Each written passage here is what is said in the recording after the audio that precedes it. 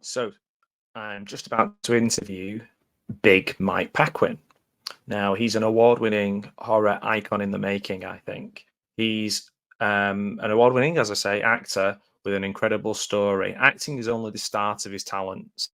He will next be seen in the hotly awaited golfing and gophers horror, Caddy Hack, which recently debuted at the world-famous Kevin Smith's SMODCastle. I'm a huge Kevin Smith fan, that's great.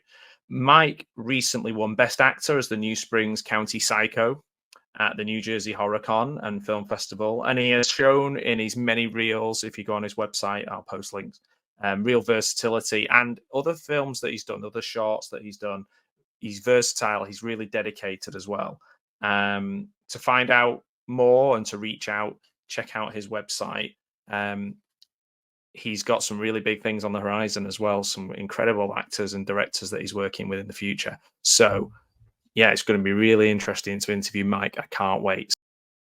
Mike, it's been a while of talking to each other, and I've done a lot of digging and kind of been looking into like things that you've done, looking on your website, looking at your short films, the films you're going to make, the films that you've made that aren't released yet. It's really exciting time for you, isn't it?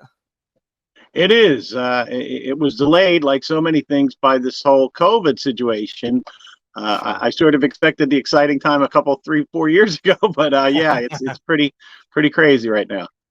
Yeah, I mean, it's one of the things that I think is so exciting is that you're so passionate about what you do. You've got such a diverse history of exciting things that you've done, but I think I'd like to maybe just pick little things to do with movies and kind of ask you some questions that I think people would be really interested in finding out about. Is that okay? Yeah, that's fine. Oh, great. So Caddy Hack is the film that kind of was the reason that we kind of got in contact with each other, because I was really interested in that. Tell me a little bit about how you got involved in that film. And certainly, I think one of the most exciting parts about that is like, it's I've seen the trailer. I can't wait to see the whole film. Is it looks like a real hoot. It looks really funny. Yeah, I can't wait for you and everyone to see it.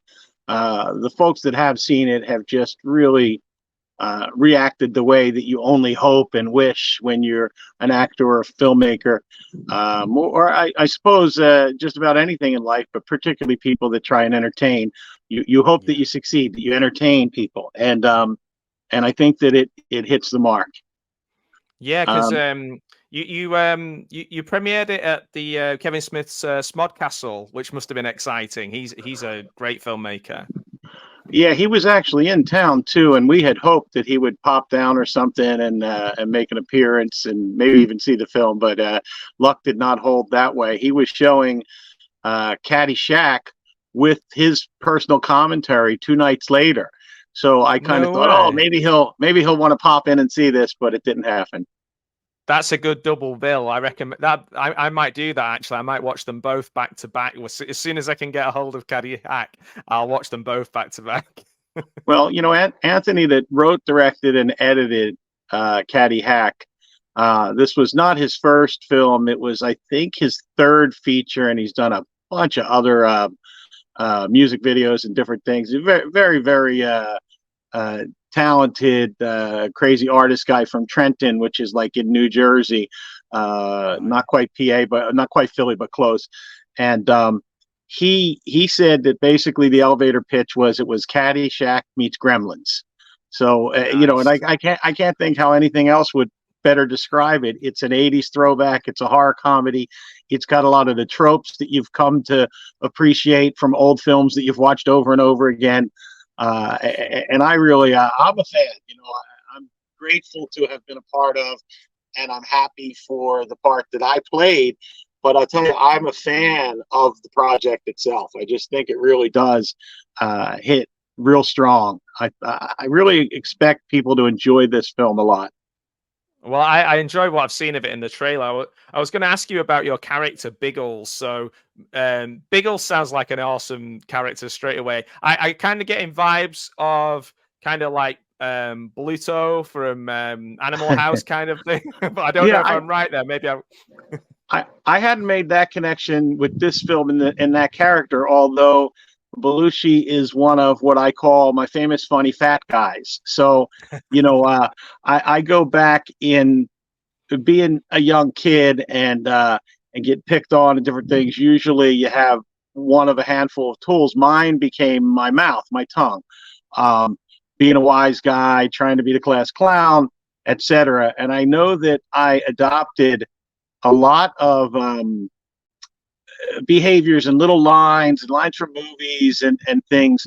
And as I looked back, once I started acting, I thought, God, isn't it funny that a lot of the big self-deprecating, overweight guys, from Curly Howard to John Benner, who was Sergeant Schultz in Hogan's Heroes, to Chris Farley, John Candy, John Belushi, the Johns, that I really took on a lot of stuff from those guys, mostly unintentionally, but I realized it later.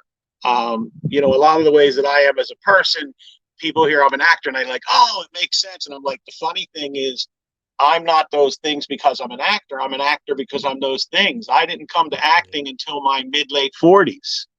I was already a clown and already a storyteller, and just never even thought about really acting. I mean, I thought about it a couple times, but that would be great, but didn't think, an overweight, untrained guy from Philly, how would I ever become an actor? Well, I mean, you have had some people would say doing one movie is a success, and you've worked so diligently and so hard. I can tell your passion when I watch your reels on your website, because you're really showing that versatility. How kind of, that passion, that kind of interest in acting, a lot of it is about motivation, isn't it? How have you kind of got? Did you know people in show business beforehand, or was it just a case of I'm gonna give this a shot from scratch, from nothing? Yeah, it really did come from nothing. I had over the decades a couple little moments that probably should have inspired me or something. And I guess, again, I just didn't think it was a serious dream or whatever. I suspected that I had what it would take to be an actor in some ways. Like, I knew that I could sort of project and put myself in situations in my head and draw up emotions and stuff just in life. And I suspected maybe I'd be a good actor. But again, I just think that I thought it was an unrealistic idea. And I suppose that as things became easier for folks to make their own films and stuff, maybe that was part of it. But truly, a friend of mine, a close friend of mine, had an idea. We had a bunch of mutual friends. We were in the collectible toy and memorabilia business in the 90s. And we traveled the circuit, as we called it, almost like performing musicians. We would go up and down the coast and sometimes across the country and do these shows and run into some of the same old people and lived something of a gypsy lifestyle at times. And about 10 plus years ago, a bunch of folks that we knew from that business started popping up on TV, started getting featured on shows or getting their own shows about collectibles for the most part. Going back to the Kevin Smith SMODCastle, he has the show Comic Book Men. And the fellow that he had that was his pop culturist that he would call in for toys and collectibles, Rob Bruce, was an old associate from ours from the toy business. And, Rob started getting high profile. A couple guys we know named Jordan and Steve had the Toy Hunter show that was on 2 different networks. And there was probably about a dozen people that we knew that wound up on TV. And we just kept going, like calling each other going, this is bizarre. Everybody we know is on TV with us. I think that may have been part of what planted the seed with him. He and his son visit graves, and his son just wrote a book, like it just came out 2 months ago, called Presidential Grave Hunter. His name is Kurt Dion. And he started visiting graves when he was a kid. He's the only person that is known to have visited every single U.S. presidential and vice presidential gravesite. A couple guys with money and connections have never accomplished it. They've never gotten on to Nelson Rockefeller's estate to go to Rockefeller's grave. But Kurt did through the intervention of his father, Paul, my good friend. And so they started developing an idea about a show related to that. Somebody from a network had some interest, asked him what else they had. He developed another idea. He was calling me. We were shooting a breeze about this idea. And at one point, a couple weeks in or something, he goes, "Why haven't I asked you to be in this? You're like the craziest guy I know and full personality." So we began what was going to be called scofflaws. We would go around the country and break laws, rules, and policies, especially silly or inane ones. Silly ones, yeah. Passe old ones. And this was before the Impractical Jokers. So people go, "Oh, like the Impractical Jokers." No, we thought of it first. Okay. Yeah. We were going to do that. We started putting that together. Network people were involved. A fellow that created America's Funniest Home Videos had it for a few years, Vin DeBona. And Vin was supporting us in trying to get it further, but eventually it didn't quite pan out. Around that same time, I saw people advertising for another one on, I think it was Craigslist. I think it was even before Marketplace.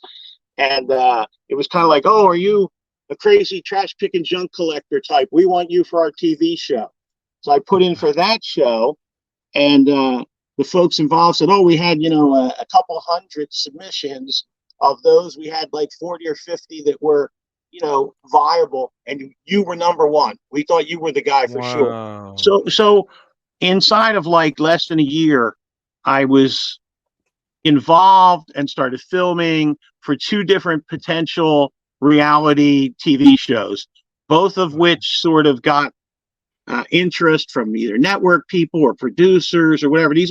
Neither of these were ideas where somebody came up with it and it just was nothing like, "Oh, okay, I want to make a TV show." And they came up with ideas that were viable, put them together in ways that were entertaining, got the interest of industry people. Alas, neither of them came to fruition.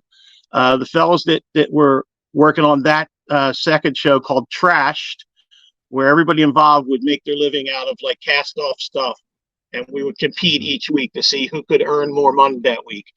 That sounds cool. They wound up putting together a documentary that was well received. So the people that I've worked with have wound up doing things to prove their mettle, to prove that they had good things. And unfortunately, because neither of these shows, excuse me, why I wet the whistle. Yeah, no problem.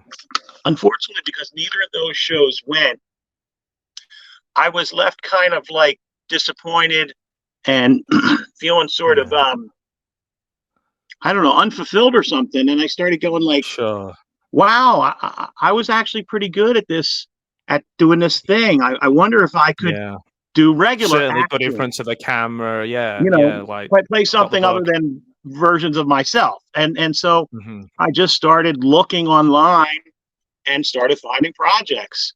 And I come to find out once I was acting in quotation marks that I still basically play versions of myself.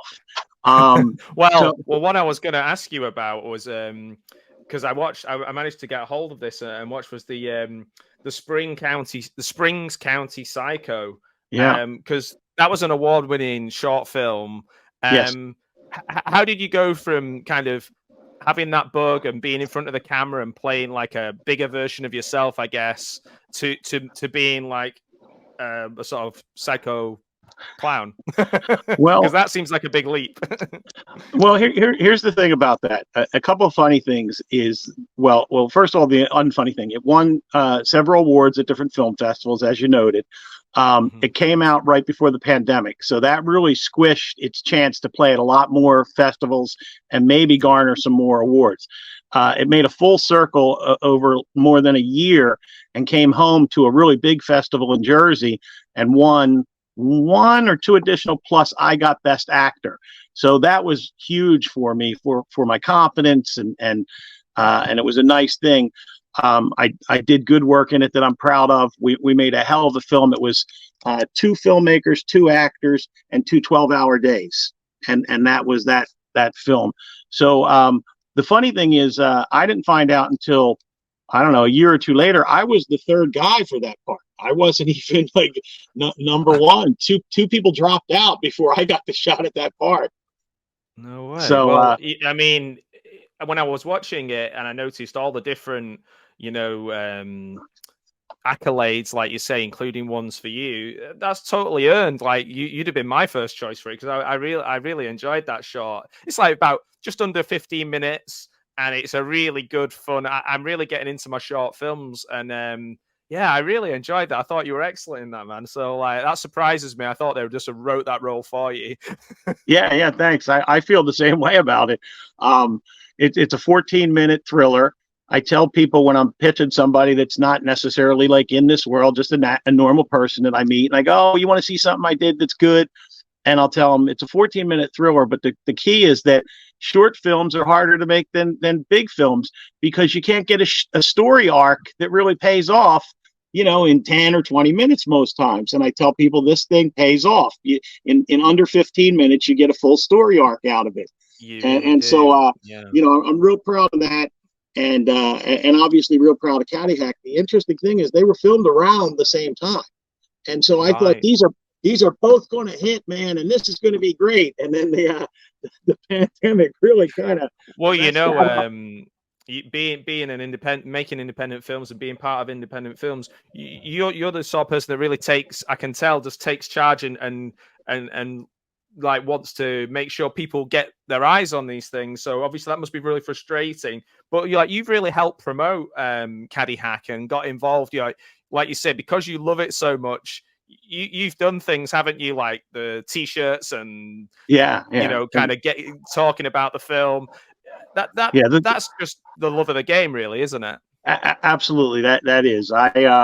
I'm a fully immersed character. I'm a character, and I'm fully immersed in my characters.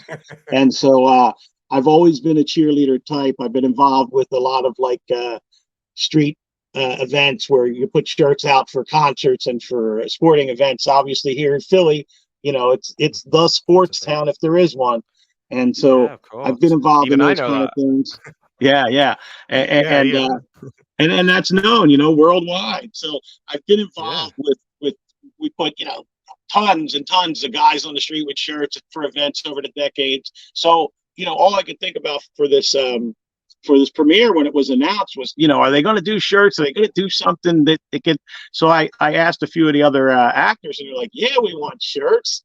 So, so I was able to throw something together in 24 hours, and we had some really great shirts. I almost wore it for the thing, but then I thought you won't see it on the camera anyway. But we had some great shirts, and we had some great fun.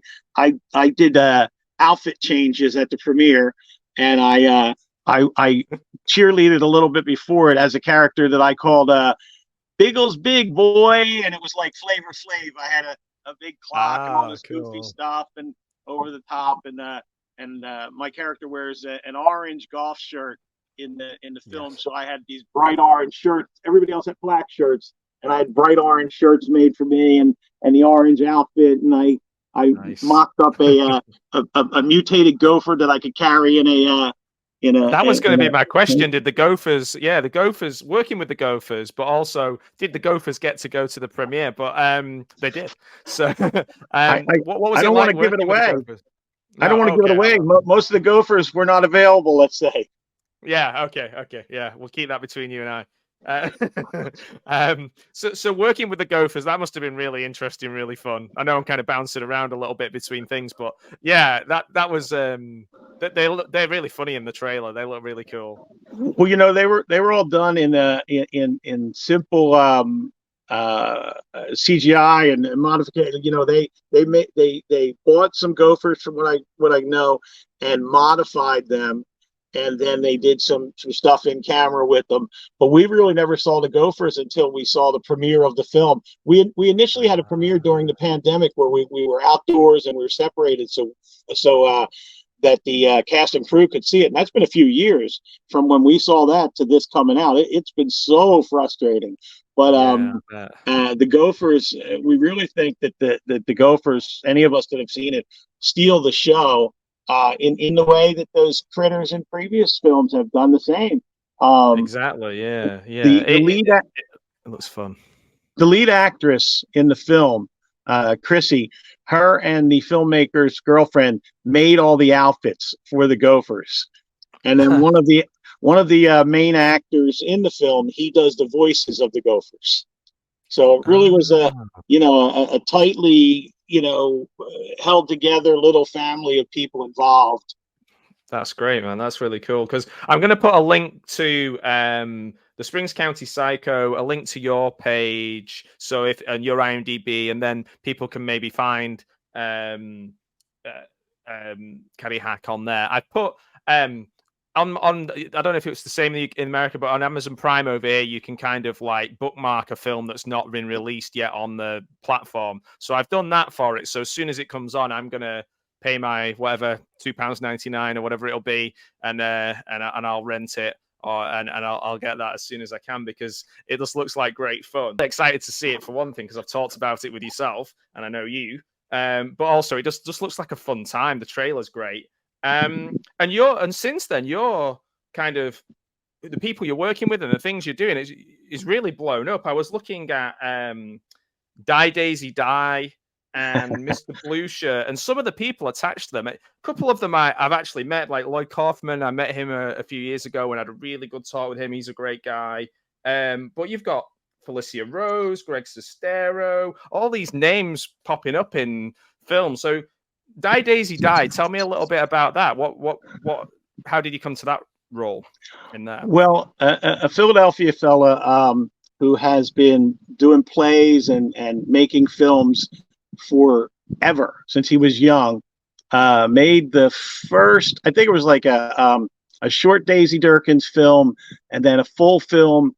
And I think I didn't meet him in the online community until after he had done the second Daisy Durkins film. And she's like a adventuresome, female, empowered, crazy girl that gets in all these surreal things with creatures and monsters and different stuff, and she battles them. So I think he was on to the second one by the time we met, and he graciously, not really knowing me yet, graciously gave me a little scene in the third film and allowed me to write that little short scene for myself and another actor. So that I'm even more proud of than the acting in that one, is I got to conceive of the little scenario for that scene. But he saw my award-winning performance right afterwards and was apologizing up and down. He gave me this small part and all that. And I'm going, no, I was begging you to give me a part. I just want to work and I want exposure. I want to do the thing. So no, please, thank you. But he had promised when the next one came out, he was going to give me a bigger part. These are the epitome of low-budget films. They're really campy and a little rough around the edges in many ways. But man, he put so much heart into them. He's got a group of people that have worked with him for years that love him and do his films. And you can. And then he always manages to get a few celebrities of some sort. So Lloyd, as you say, Lloyd Kaufman was in this one. I wound up having scenes with Lloyd where we both were kind of ad-libbing from the script. And then I wound up being the one that took Lloyd home to his bed and breakfast that night. And boy, that was an adventure. So yes, he's a character. He's another character. Man, he is, isn't he? In the sense of, I spent like maybe like 3 or 4 hours with him at a film festival, having drinks and chatting with his wife, and a lovely, lovely guy. But I think he would admit himself that he's probably a better guy to sit and have a chat with and chill out with. But if I was one of his, like, if I worked for him, I think the expectation of what I'd have to do would be insane. I couldn't agree with you more. And like yourself, that's just an impression. We could be wrong, but yeah, could be wrong. Yeah. But like I say, a lovely guy to have a drink with and to chat with and spend some time with, and I'm sure to work alongside as an actor. You know, because it was funny when I met him. It was around the time when James Gunn was doing the Guardians of the Galaxy, and he'd been taken off the project. And we were discussing why and what he was going to do. And he was like, "Oh, I'll get him on the phone and you can have a talk to him." And I was like, "No, it's fine. It's fine. We can just carry on having our drink. I'll take your word for it. You know what you." I've had a couple chances to do that in my life, to sort of get the guy on the phone or whatever. And boy, it's fun because people really react. Very, very funny. I had full access backstage passes. And a very, very important band that was the headliner of the tour was waiting backstage for me. And the backstage fellow would not let me back, would not get on his radio.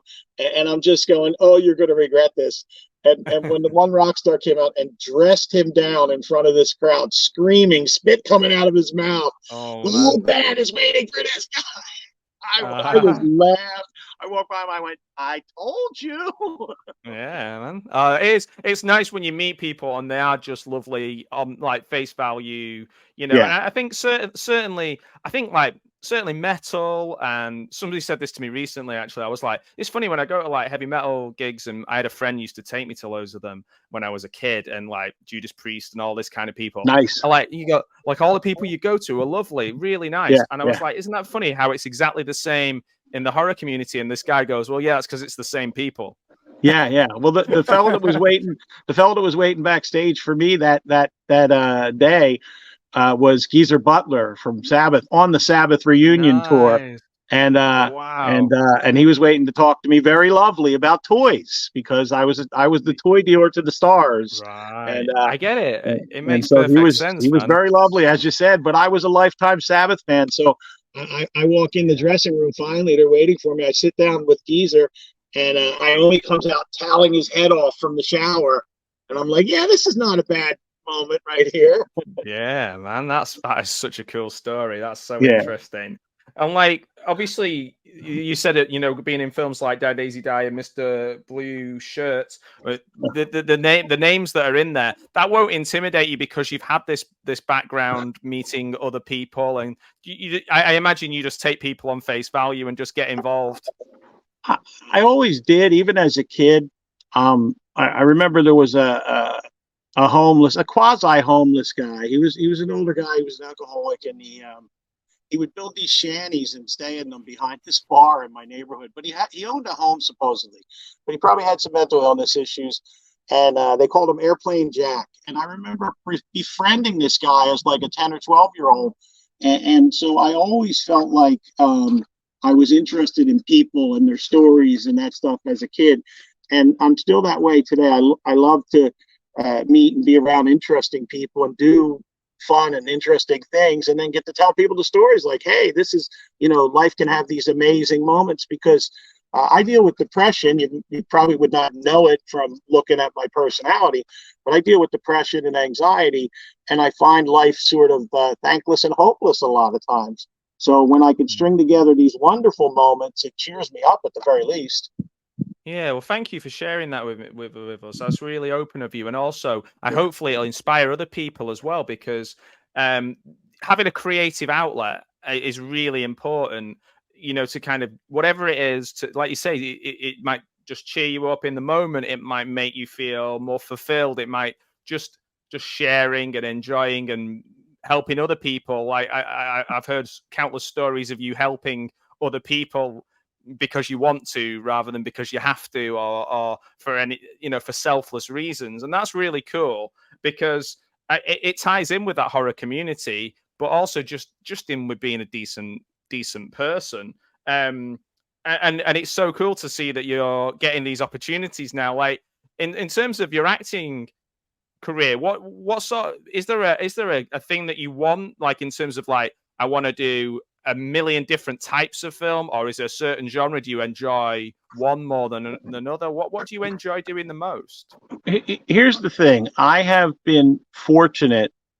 One of the things that they look for is for you to know your lines. It looks like you're, a lazy bum if you don't learn your lines.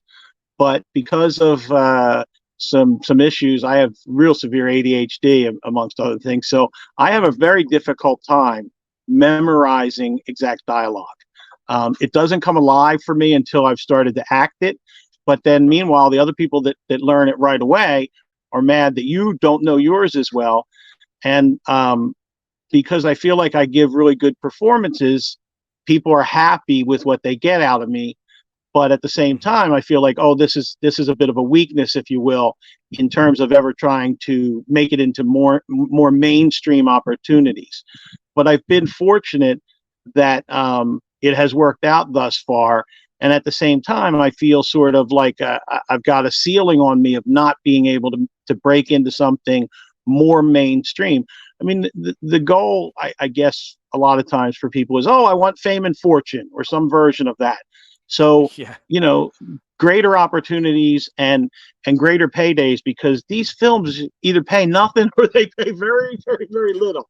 So I end up spending more money on props and outfits and bringing stuff for the other people to use and whatever than I ever get. It goes back to that.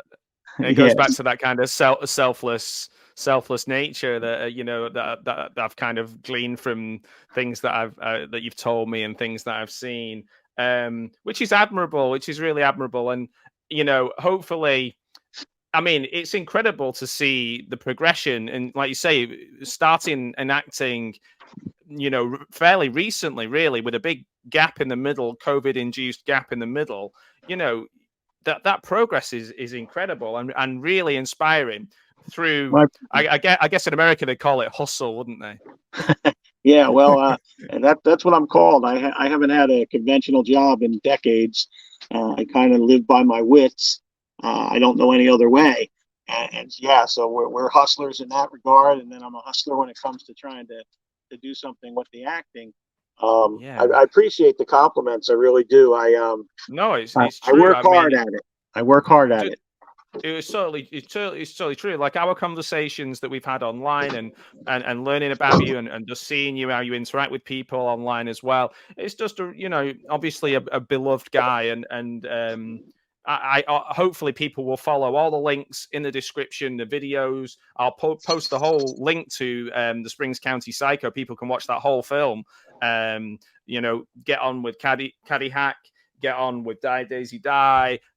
And follow you and go to your brilliant website where it shows the real range of everything you can do, which is a really excellent website in showcasing your skills. Special thanks to my friend Tina, who insisted I needed something better than what I had, and she was right.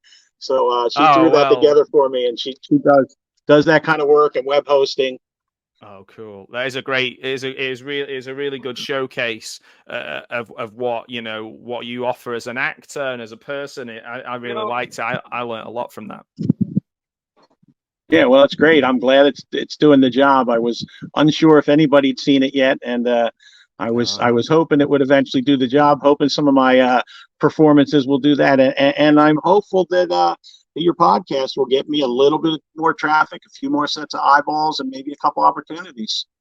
Well, that's the intention. I mean, I don't know. It's so hard to judge in terms of audience, but like my whole intention of this is my day job is that I interview people in education related to inclusion and their roles, and then I reflect back the things that they do, and kind of ultimately we give them like an award.